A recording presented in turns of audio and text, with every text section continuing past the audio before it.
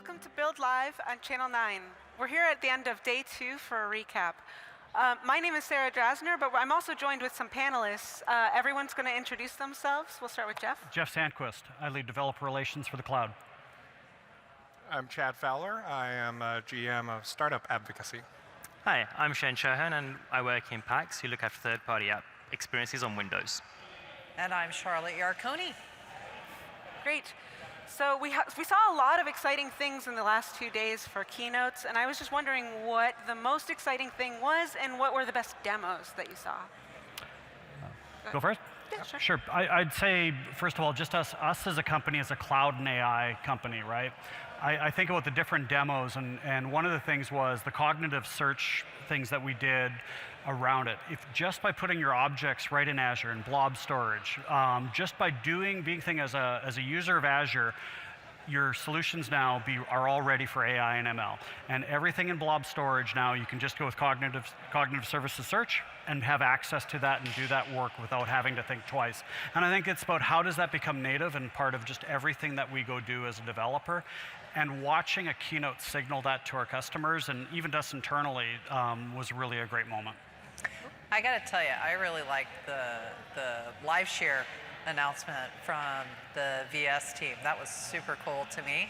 In fact, I was walking around and I heard a lot of people be like, oh man, this is so amazing, because the other day we were trying to fix a bug and we couldn't do it because we were all running different platforms, and now we can actually we can use the same tool, and collab is so important when you're doing development, particularly when you're in a lot of diverse and just geographically different spaces and places and teams. It was a super handy tool. I actually thought that one was pretty neat myself. I also got to tell you, one of my highlights has been the cuddle corner with the ponies and the bunnies and the puppies. Yeah. I think for me, when I look at the day 2 keynote especially, the whole Microsoft Graph theme was amazing. I think it was nice just to see that actually, when people think of the graph, they only ever see it in one light, like it's a data store, but it's not actually. It's a bunch of services that are tailored around the user itself. So I like the fact that a developer can actually go and harness their application experience directly and make sure that it's totally tailored really for the end user across Office and Windows and Azure. It's cool. Yeah, you saw, and my favorite demo was the Office demo from the first day, the intelligent meeting where everyone was in the office and they were auto-transcribing and pulling out action items.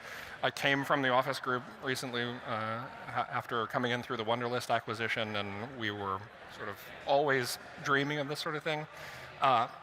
Although I would say, honestly, some of the most exciting stuff I saw was from startups that I was talking to at the conference. Really great startup community here, and some just really amazing demos of people using Azure to do stuff like automated battery as a service for electronic vehicles in India, for example. Nice. Yeah, I thought that the Office demo was so cool because of the accessibility implications of that. And I guess that kind of leads into some of the AI features that we're talking about with Azure. How has Azure uniquely positioned itself in a kind of a field of AI right now? I think, again, it's what I said in the beginning, which was about how do you make it easy for developers just to participate, right? Just by putting things in blob storage, just by putting things in Azure, they're going to be accessible. And how do we make those tools easier for you, right? Paige on our team, she talks often about a role as a data scientist or doing work is getting data into the right format before you have to go work with it. It's almost like, how do I get something into a CSV file or into a manageable state? And I think there's a lot of things that we're doing to make that easier for developers so that they can go work and do that. And I think every developer today has to become an AI developer, right? You aren't going to have, oh, let's hand this over to the AI person. I look at some of the demos you've done around JavaScript. You got to be able to do AI and ML. And so I'd say our products need to reduce that friction, make it easy, because every developer, when they do their work, should be able to take advantage of artificial intelligence. Yeah, one of the best examples of the data that you're talking about is the graph, too. It's such a hard problem to actually figure things out, like divide things into the domain and make meaningful connections. So the fact that that's just present already is pretty powerful. I agree with that. And I think, look, being able to offer cognitive services across all the Azure features is a super cool thing. It really is. To Jeff's point, I agree absolutely with what he's saying. I think when you're building a platform and Azure is the platform, AI becomes very much integrated into that across all the different services, across all the different feature sets. It just becomes an inherent part of the platform such that you can actually leverage that integration to create more value. And you're not spending all your time trying to connect tools to one another or trying to connect data stores to one another.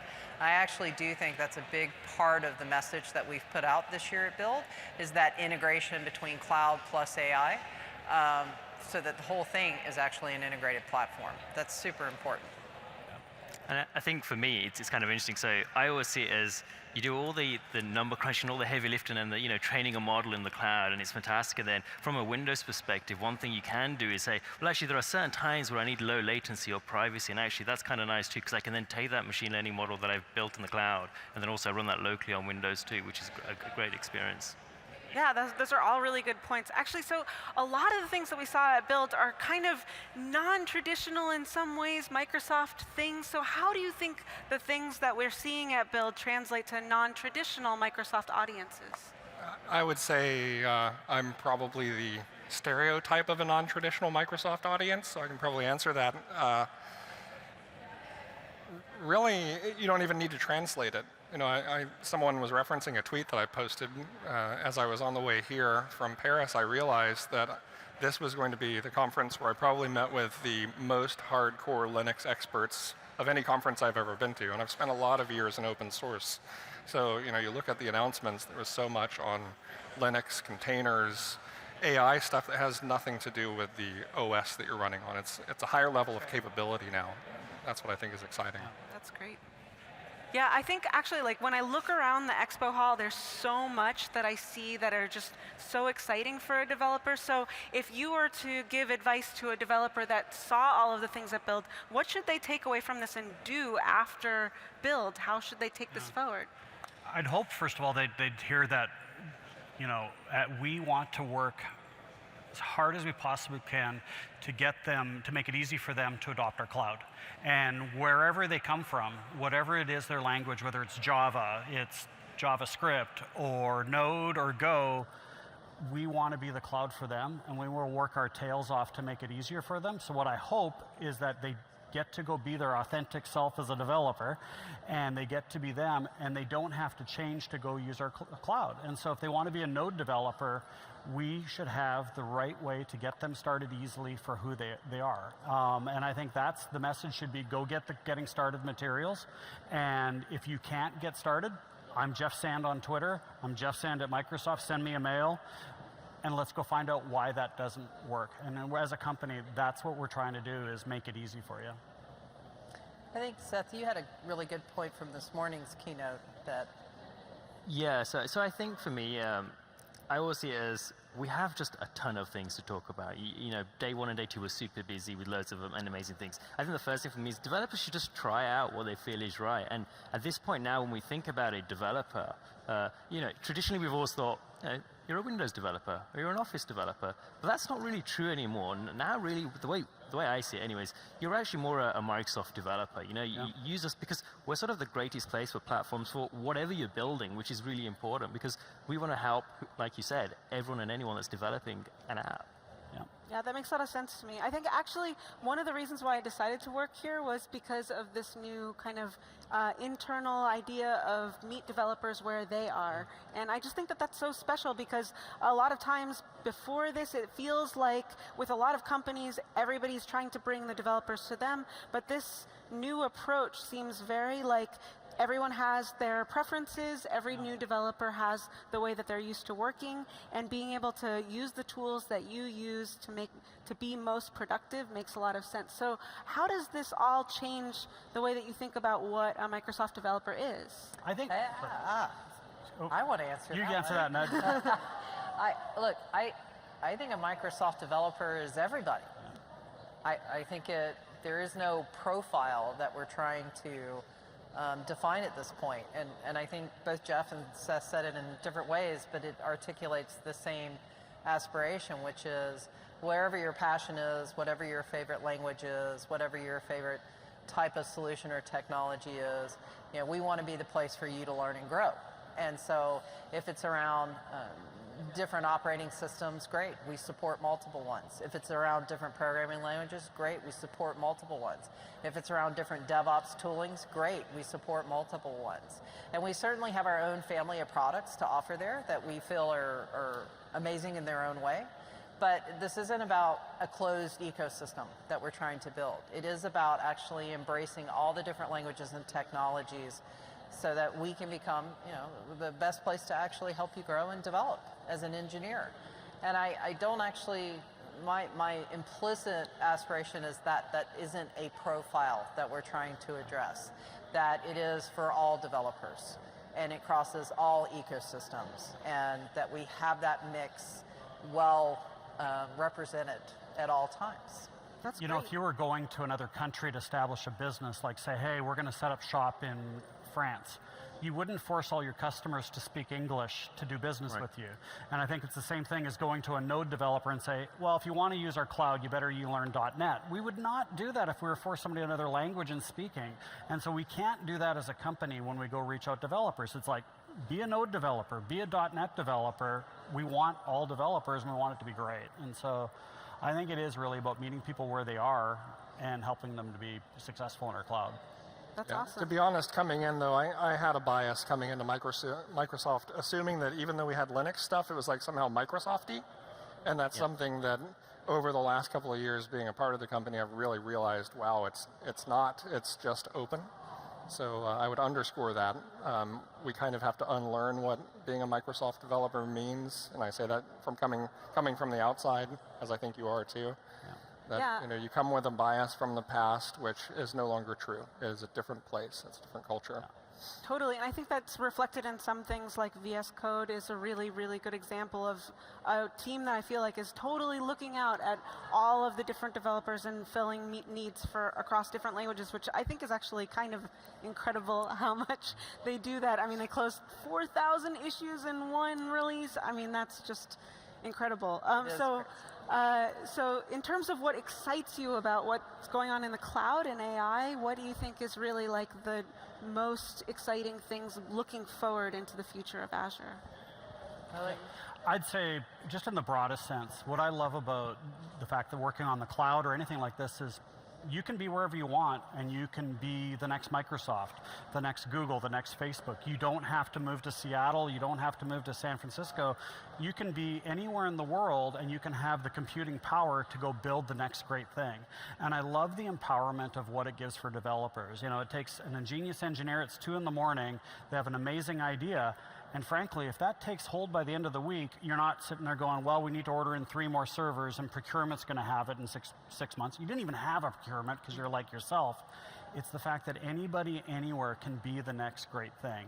And that is an empowering thing that wasn't the case for a long time ago. And I just, in general, I think that people will create companies now all sorts of places, and that excites me about it. And there's a rapid acceleration there too. Like Jeff and I are old enough that we probably bought multi-$100,000 servers and set them up ourselves in a data center, and there was such a, it was so low level and so expensive to get started. And really over the last couple of years, you go from AI and data science being something that only a special group of people could do, like I felt unworthy. Then you have these higher level of abstraction that are just getting layered on, and it is a rapid acceleration of progress to move up the stack, so that we provide stuff that's just like really high level and lets you get your work done. Yeah, I think to be honest, I haven't written code in about quite a while. I think it's been about 2 days.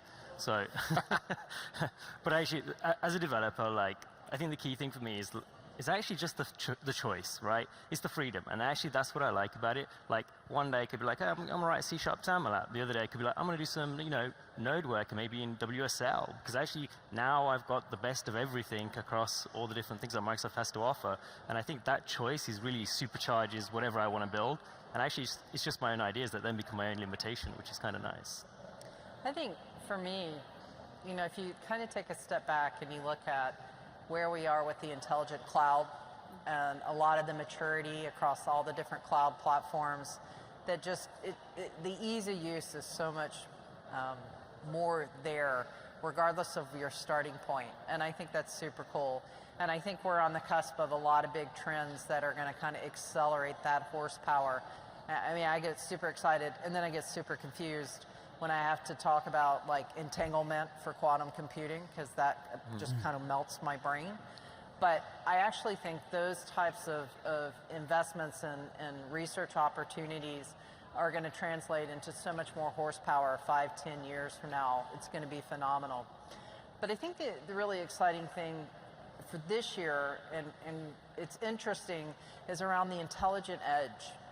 And you start looking at the capability set that's getting built out there. You know, Chad and I were just visiting with some startups, and we were talking about this company was building an edge fabric. And it was just, I mean, it was really quite amazing, because you think about all the different devices that are going to go into that. You think about even how we're thinking about Microsoft 365. But what's the set of processing power and capability set you're going to need at the edge versus the cloud to really optimize for a variety of different use cases? And I think that intelligent edge is ripe for some massive shifts forward with some of the innovations that are coming out. It's a really interesting time, and I'm really actually excited about it. And that's the kind of stuff I was talking about with acceleration too, because a few years ago that sounded like crazy daydreams. You know, being able to run models on these low-powered devices on a drone flying around. You know, technology has really done some weird stuff over the last few years to get us closer to sci-fi. I mean, and we have some services that are just like an API call away from being able to use real cognitive services to analyze things, which I think as a developer, you don't even have to, you know, learn every single thing about that data set or train a model or anything. You can dive into those abstractions if you want to. You know, there's different levels of it, but having the choice between being able to spin something up really quickly means that you can, it's the difference between getting something off the ground or just having it be an idea. So I think in terms of the future and other, you know, younger developers who are starting to come into this field and are just learning, Charlotte, you were talking to some younger developers here today. So what do we think about younger developers and their future with Microsoft, and kind of what we see into the future, and how do we foster the next generation of these young devs? You know, it's really one of the funnest parts of my job, and that's a hard statement because I actually have a lot of fun things about my job that I really enjoy. But the time I get to spend with students, and typically I spend not a whole lot of time with K through 6, because those are folks that are a little bit more based on teaching computational thinking skills, less into specific programming languages or frameworks or things of that nature. But I will tell you, recently I spent time with a program here in Seattle that fosters STEM curriculum for girls in high school. It was awesome. I had the privilege to go be part of their award ceremony and give a talk about my career and how I ended up in tech. And one of the nice things is Microsoft has been a benefactor of this organization, where every year they bring children from different school environments in Washington State, and they do a field day and code camp on campus in Microsoft. And every one of those girls got up on stage and was like, I love going and doing field day at Microsoft. I got so much out of the code camp. I actually got to spend time with practical developers that were working with specific languages that I was still learning, and helped me understand how to do this design or implement this type of technique. And I want to work for Microsoft when I grow up and get out of college. And I was like, yay! They were really, really excited about the experience, and had a great interaction with Microsoft as part of their learning and education. And that, for me, is the aspiration. I really feel like it is super important that we pay attention to students. First and foremost, that we help them get the skills they need, starting with STEM, vectoring down into cloud, vectoring down into certain type of programming, whatever their passion is, to kind of give them the opportunity to learn that. And then I think the second piece of that is actually understanding how they see the world. We also spend time in we have an Imagine Cup, which is one of the programs that we offer on the student side, where this is at a university level, but university teams kind of get together, they do pitches, they actually get a set of resources, for example, Azure, credits that they can go build solutions. And it's amazing how that generation is thinking about solving problems. It's actually, it's very different and innovative than, say, how I would solve a problem. And I love that. I love learning how these guys are thinking about the world. What are the things that they're actually focused on?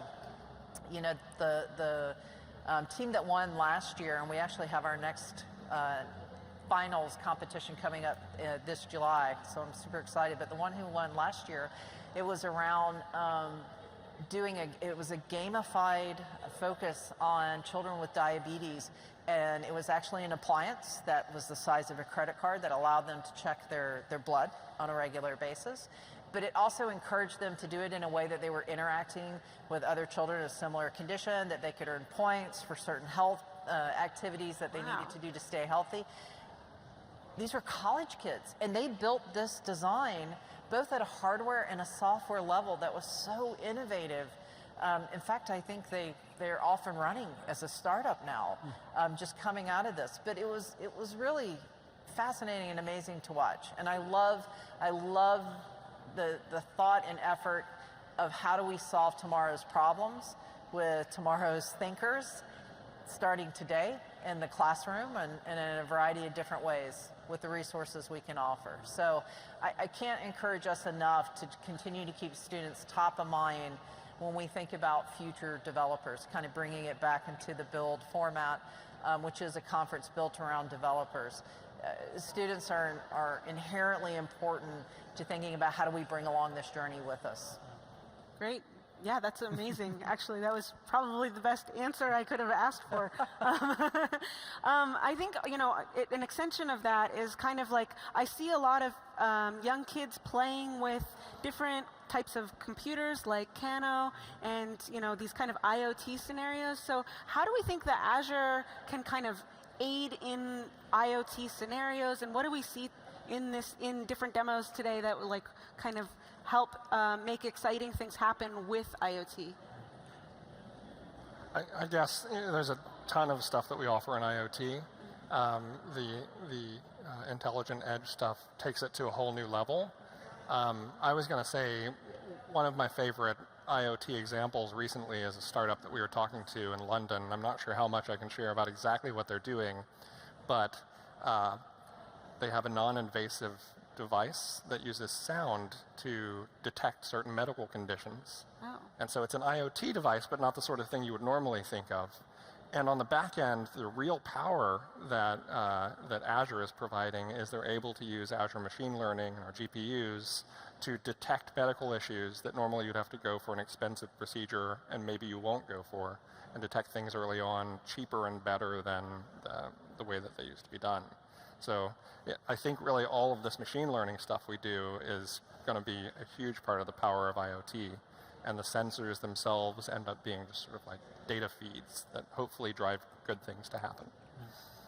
I think for me, I love cars. I love tech and I love cars, and I think, you know, cars are becoming a great IoT device, right? And you think about it now where cars are, you know, if you have a Tesla, I've heard many times somebody has a problem, a software update gets deployed, you send it for service, have a certain problem, they do a software upgrade to the car, and that fixes the problem. You never had to once go to the dealership, right? Or the telemetry, right, that racing teams and all sorts of things would have had to go look at the data for somebody going around the track. That was only available to the wealthiest of racing teams, Formula One. Now you can have it a lot of times for your own car. And you can look at that data and play with it. And I think just the fact that almost any device that we have could become an IoT device. And can it get better over time as the engineers learn more about the capabilities and push it? And I'd say the thing about the cloud is it's going to enable that, because it's such large amounts of data that you're grabbing for every millisecond and second. It's the only place that have the most storage with it. And so I just hope with the cloud we can go faster and continue to do so. And I think for me, when I think IoT devices, I actually find that the ones that I treasure most are the ones I don't even realize that are working for me. You know, just if you think about the smallest, simplest thing in every household is a thermostat, right? And actually most of the time we're at home and it feels comfortable. But the second the heating goes down in winter, what's the first thing we worry? Oh my God, this house is freezing. And you start thinking, wow, actually all this time there was a device somewhere actually helping make sure that I just live comfortably and I didn't think about it. That's the main thing. And I think that's kind of nice what I like about IT. And I think Satya did cover this in some of the ambient computing. And I think for the next generation, they're the people that are going to look at this and think, okay, thermostat is one thing in a house, but then there's a humanitarian effort, like, hey, can we build sensors and things like that can detect seismic earthquakes or something like that, but I can feel that that's where we'll be heading. Interesting. So, okay, so one of the best things, I speak at a lot of conferences, and one of the things that I like most about being at conferences like this is the community involvement and being able to talk to people on the ground. So what are some of the best conversations you had person to person with some of the attendees that you saw here, or just like a random person that you met during the course of this conference? You go first. He's looking at Hold out. Yeah, I've had so many good conversations. It's hard to single one out. I will share with you. I did get the opportunity. I was able to mention our youngest build attendees, Disa and Anna, ages 10 and 12, who were here. We actually had another guest, Ruby, who last year was her first year at Build. This year she's 14, and she actually came back. And I got to do a fun little Q&A with them. And it was interesting. One of the things we ended up talking about was accessibility, and a lot of the more thematic conversation that Satya overlaid about the opportunity we have, both with our platforms and the investments we make and the responsibility that comes along with that.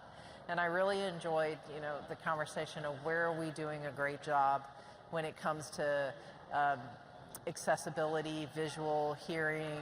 Where could we do more in areas of learning?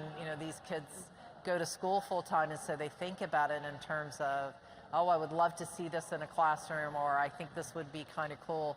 And so it was just, first off, it was awesome. By the way, they all sat through the hours of keynote yesterday, and nobody was tired at the end of it. And I thought that was pretty amazing too, because I don't think I could get my 11-year-old to sit still for that long. But they really enjoyed all the keynotes, and they actually were actively thinking about, for some of the announcements we made, for example, again, around accessibility, how could we actually be doing more with some of the investments in technology, which I thought that was pretty cool. That's great. Yeah, actually the accessibility stuff kind of had me tearing up by the end. Well, thank you so much for joining me today here on Build Live. It was a pleasure to see all of you, and have a great rest of Build. Great. Yeah. Thank Thank you.